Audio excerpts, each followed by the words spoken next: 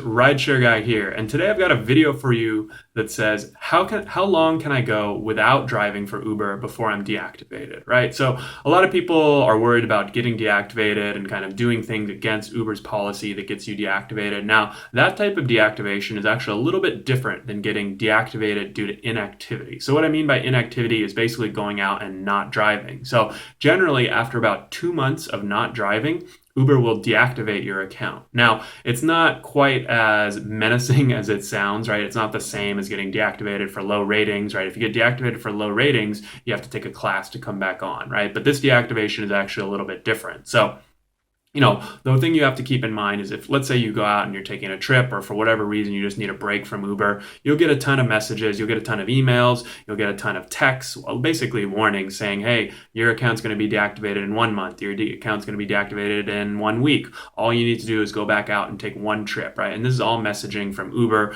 because they don't want to lose you as a driver, right? And, they've already got you signed up, they've got you through the process. They want to, just like other services, right? If you've ever tried to close your Facebook account, for example, they'll ask you 5 times, are you sure you want to do this? This action is unreversible. You're going to lose this X, Y, and Z, right? Because they don't want to lose you as a user. Same thing with Uber, right? They don't want to lose you as a driver. So that's why they send all these notifications and texts and things like that. Now, Lyft actually has a different policy. On Lyft, there's actually, you can go as long as you want without driving for them and still stay an active driver. So, that's the nice thing about driving for Lyft. You do want to make sure that you keep all your insurance documents and everything like that up to date, which should be pretty easy. It's pretty easy. Lyft will send you a reminder if your insurance is about to expire and stuff like that. So just make sure that you keep all those documents up to date. And then, if you need Lyft as a backup, for example, the Uber app has been known to go down. I think every driver should be doing at least Uber and Lyft, regardless of how much you're doing one or the other, just so you kind of diversify your income streams and have a backup plan. Because,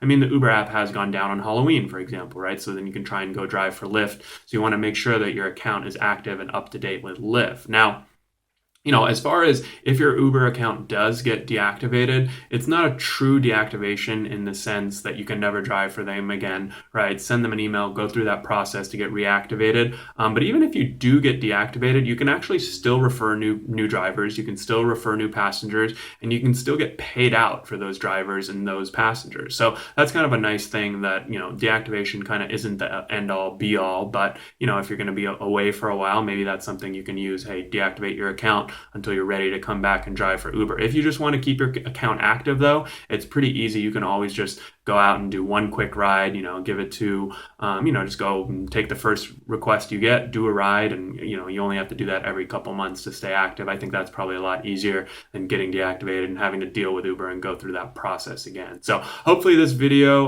was helpful, and if you guys are out there and you're worried about getting deactivated due to inactivity, you kind of know what the process is like, what the potential outcome is, and what you need to do to get back on the platform. So if you have any questions, definitely feel free to leave them below. I would definitely appreciate like, comment, subscribe. Look forward to hearing from you guys soon. All right, take care.